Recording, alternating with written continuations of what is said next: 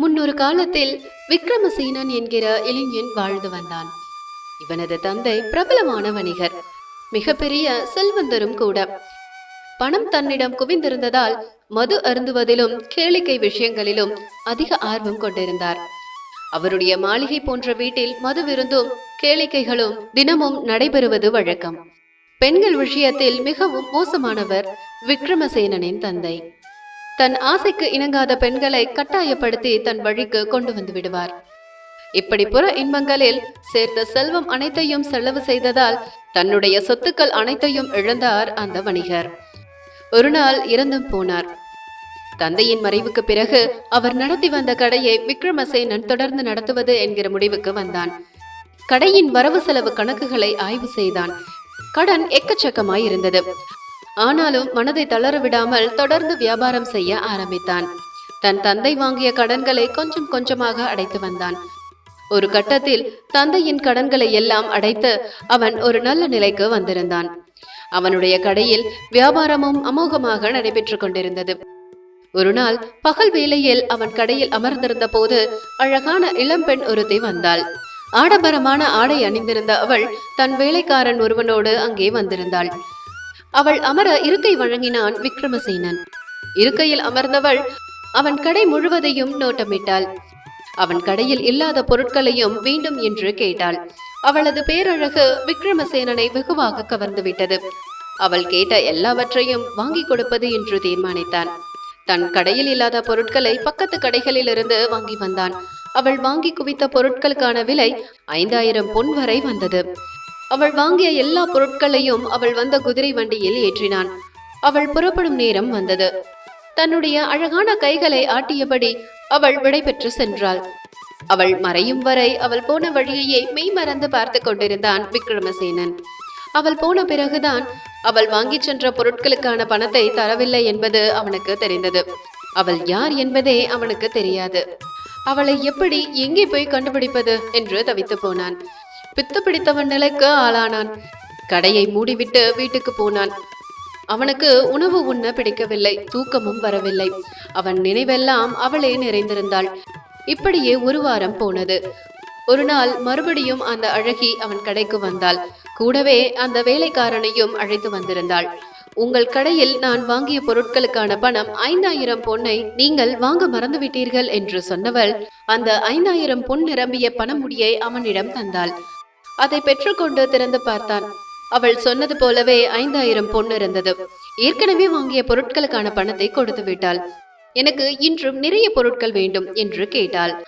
அவளை மீண்டும் பார்த்ததிலும் வராதோ என்று நினைத்த பணம் வந்துவிட்ட மகிழ்ச்சியிலும் இருந்த விக்ரமசேனன் அவள் கேட்ட எல்லா பொருட்களையும் மறுபடியும் கொண்டு வந்து குவித்தான்.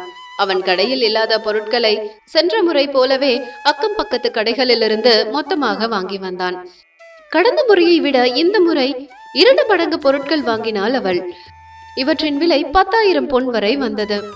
வாங்கிய பொருட்களை வண்டியில் ஏற்றியவள் மீண்டும் வருகிறேன் என்று சொல்லிவிட்டு போனாள். அவன் அவளிடம் இந்த முறையும் பணம் வாங்கவில்லை.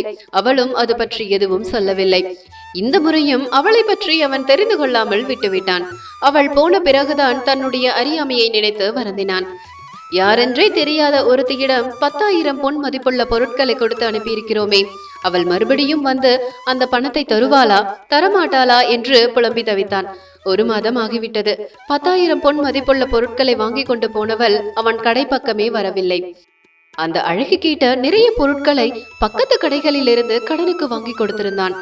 அவர்கள் அதற்கான பணத்தை கேட்டு அவனை நச்சரிக்க ஆரம்பித்தார்கள். இருக்கின்ற சொத்தை விற்றாவது வாங்கிய கடனை அடைத்து விடுவோம் என்கிற முடிவுக்கு வந்தான். அந்த சூழ்நிலையில் 3வது முறையாக அவன் கடைக்கு வந்தாள் அந்த அழகி. அவளை பார்த்த மாத்திரத்தில் அவன் சோகம் எல்லாம் சட்டென்று பறந்து போனது. 1 மாதத்துக்கு முன்பு அவன் கடையில் வாங்கிய பொருட்களுக்கான விலையான 10,000 பொன்னை அவனிடம் கொடுத்தாள்.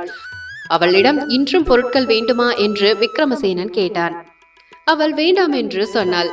பணத்தை தரவே வந்தேன் என்றும் கூறினாள். நீண்ட நேரம் அவனோடு அவள் பேசிக் கொண்டிருந்தாள். விக்ரமசேனனுக்கு அவளை ஏற்கனவே பிடித்து போயிருந்ததால் தன் காதலை மேலோட்டமாக அவளிடம் சொன்னான். அவளும் வெட்கத்தோடு அவன் காதலை ஏற்றுக்கொண்டாள். அவள் புறப்படும் நேரம் வந்தது.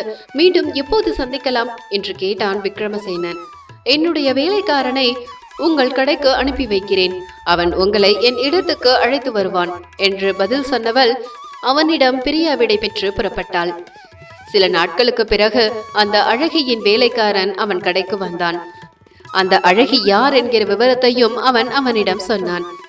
அவள் நம் மன்னருடைய மகாராணியின் சேவை பெண் மாலைமதி என்றும் அவள் அவனை மணந்து கொள்ள விரும்புவதாகவும் சொன்னவன் இன்று இரவு அவனை அங்குள்ள ஆற்றின் கரைக்கு வருமாறு கூறினான். இரவு வந்தது. தன் காதலியை தேடி ஆற்றங்கரைக்கு போனான் விக்ரமசேனன். அவள் வருகையை எதிர்பார்த்து ஆற்றங்கரை மணலில் அமர்ந்திருந்தான். சிறிது நேரத்தில் ஒரு படகு அமைதியாக அவன் அருகில் வந்து நின்றது. படகிலிருந்து இறங்கி வந்த வேலைக்காரன் படகுக்குள் அவனை அழைத்துச் சென்றான். அங்கே அவன் காதலியான அழகி மாலைமதி அமர்ந்திருந்தாள். அவனை கண்டதும் ஓடி வந்து கட்டி அணைத்துக் கொண்டாள். காதலர்கள் இருவரும் நீண்ட நேரம் பேசினார்கள். அப்போதுதான் அந்த படகை உன்னிப்பாக கவனித்தான் விக்ரமசேனன். படகில் ஆங்காங்கே நிறைய பெட்டிகள் இருந்தன. அவற்றில் பெரிய பூட்டுகள் தொங்கின. அதில் ஒரு பெட்டியை திறந்தவள் அதற்குள் விக்ரமசேனனை ஒளிந்து கொள்ளுமாறு சொன்னாள். அவனும் அவள் சொன்னபடியே பெட்டிக்குள் ஒளிந்து கொண்டான். பெட்டியை மூடியவள் அதை பெரிய பூட்டால் பூட்டினாள். படகின் பயணம் தொடர்ந்தது. பெட்டிக்குள் இருந்த விக்ரமசேனனுக்கு ஆற்றின் நீரின் சலசலப்பு நன்றாக கேட்டது. சிறிது நேர பயணத்துக்கு பிறகு அந்த படகு ஆற்றங்கரையோரம் நிறுத்தப்பட்டு படகில் இருந்த பெட்டிகள் எல்லாம் கீழே இறக்கப்பட்டன. விக்ரமசேனன் இருந்த பெட்டியையும் அரண்மனை காவலர்கள் மகாராணியின் அந்த புறத்தை நோக்கி சுமந்து சென்றார்கள். அந்த புற வாசலில் காவலுக்கு இருந்த காவல்காரன் பெட்டிக்குள் என்ன இருக்கிறது, அதை திறந்து காண்பித்தால்தான் உள்ளே கொண்டு செல்ல அனுமதிப்பேன் என்றான். மாலைமதி பயப்படவில்லை. இந்த பெட்டிகள் எல்லாம் நம் மகாராணிக்கானவை. நீ இப்படி தடுத்து நிறுத்தி சோதனை செய்வது அவருக்கு தெரிந்தால் உன் கதி என்ன ஆகும் என்றே எனக்கு தெரியாது என்று அவனை மிரட்டினாள். அந்த நேரத்தில் அங்கே மன்னர் வந்து விட்டார். வீரர்களே, அங்கே என்ன நடக்கிறது என்று அவர் கேட்க மாலைமதி சாமர்த்தியமாக பேசினாள். மன்னா, இந்த பெட்டிகளில் எல்லாம் மகாராணியின் ஆடைகள் தான் உள்ளன.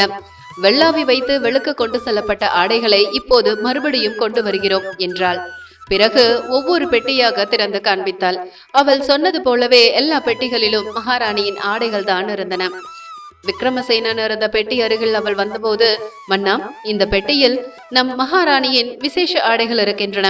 இவற்றை இப்படி வாசலில் வைத்து திறந்து பார்க்க கூடாது. அந்த புறம் உள்ளே சென்றதும் திறந்து காட்டுகிறேன் என்றாள். மன்னரும் சரி என்று சொல்ல விக்ரமசேனன் இருந்த பெட்டியும் மற்ற பெட்டிகளும் அந்த புறத்துக்குள் கொண்டு செல்லப்பட்டன. பெட்டிக்குள் இருந்த விக்ரமசேனன் நடுங்கிக் கொண்டிருந்தான். பெட்டிகள் அந்த புறத்துக்குள் நுழைந்தன. மன்னரும் அந்த புறம் வந்தார். அங்கிருந்த மகாராணி மன்னரை இன்முகத்தோடு வரவேற்றாள். மன்னரும் மகாராணியும் பேசிக் கொண்டிருக்கும் போது விக்ரமசேனன் இருந்த பெட்டியை திறந்த அவன் காதலி மாலைமதி அவனை அங்கிருந்த இருளில் மறைந்திருக்குமாறு கூறினாள். கன நேரத்தில் பெட்டிக்குள் இருந்து வெளியேறிய அவன் அவள் சொன்னபடியே ஓரிடத்தில் ஒளிந்து கொண்டான். மகாராணியோடு பேசிக் கொண்டிருந்த மன்னர் பிறகு அங்கிருந்து வெளியேறிவிட்டார். மன்னர் சென்ற பிறகு விக்ரமசேனனை மகாராணியிடம் அழைத்துச் சென்று அறிமுகம் செய்து வைத்தாள் மாலைமதி. மகாராணி, இவர்தான் என்னுடைய காதலர். இவரை திருமணம் செய்து கொள்ள நீங்கள் அனுமதிக்க வேண்டும் என்றாள். மகாராணியும் அவர்கள் திருமணத்துக்கு சம்மதம் சொன்னாள். அவர்களை ஆசீர்வதிக்கவும் செய்தாள். அவர்கள் 10 நாட்கள் வரை அங்கேயே தங்கி இருக்கவும் உத்தரவிட்டாள். அந்த 10 நாட்களும் பேரின்ப பெருவாழ்வை அனுபவித்தான் விக்ரமசேனன். 11வது நாள் மன்னர் முன்னிலையில் மகாராணியே அவனுக்கும் அவன் காதலியான மாலைமதிக்கும் எளிமையான முறையில் திருமணம் செய்து வைத்தாள். புதிய வாழ்க்கையில் அடியெடுத்து வைத்த அவர்களுக்கு 20,000 பொன்னையும் பரிசாக வழங்கினாள். அன்று இரவு புதுமண தம்பதிகளுக்காக பெரிய விருந்து நடைபெற்றது. வடை பாயாசத்துடன் விருந்து பரிமாறப்பட்டது. விருந்து முடிந்ததும் புது மனைவியை காண ஆவலோடு சென்றான். வழியில் அவனை மறித்தால் அதே அரண்மனையில் மகாராணிக்கு சேவை செய்யும் இன்னொரு பெண்ணான வானதி. விக்ரமசேனனிடம் ஒரு வெள்ளி டம்ளர் நிறைய பால் கொடுத்தவள் அதை அருந்துவிட்டு மாலைமதியை பார்க்க செல்லுமாறு கூறினாள். அவனும் புது மனைவியை காணும் ஆவலில் அந்த பாலை வேகமாக குடித்து முடித்தான். மாலைமதி இருக்கும் அறையின் கதவை தட்டினான். அப்போதுதான் வானதி கொடுத்த பால் வேலை செய்தது. கதவை தட்டிய கையோடு அந்த இடத்திலேயே மயங்கி விழுந்தான். சிறிது நேரத்தில் இறந்தே போனான். மாலைமதியின் தோழியான வானதியின் தாயை அவள் விருப்பமின்றி சீரழித்தவர் விக்ரமசேனனின் தந்தையான வியாபாரி. அதனால் தற்கொலை செய்து கொண்ட தாயின் சாவுக்கு பழிக்கு பழி வாங்கவே விக்ரமசேனன் கடைக்கு மாலைமதியை அனுப்பி வைத்து அவனை காதல் வலையில் விழச் செய்து அரண்மனை வரைக்கும் அழைத்து வந்து பழி தீர்த்து கொண்டாள் வானதி. இது அந்த மாலைமதிக்கு கூட தெரியாது. விக்ரமசேனனின் மரணம் எதிர்பாராத நிகழ்வாக மாறிப்போனது. பெண் பாவம் பொல்லாதது என்று சொல்வார்கள்.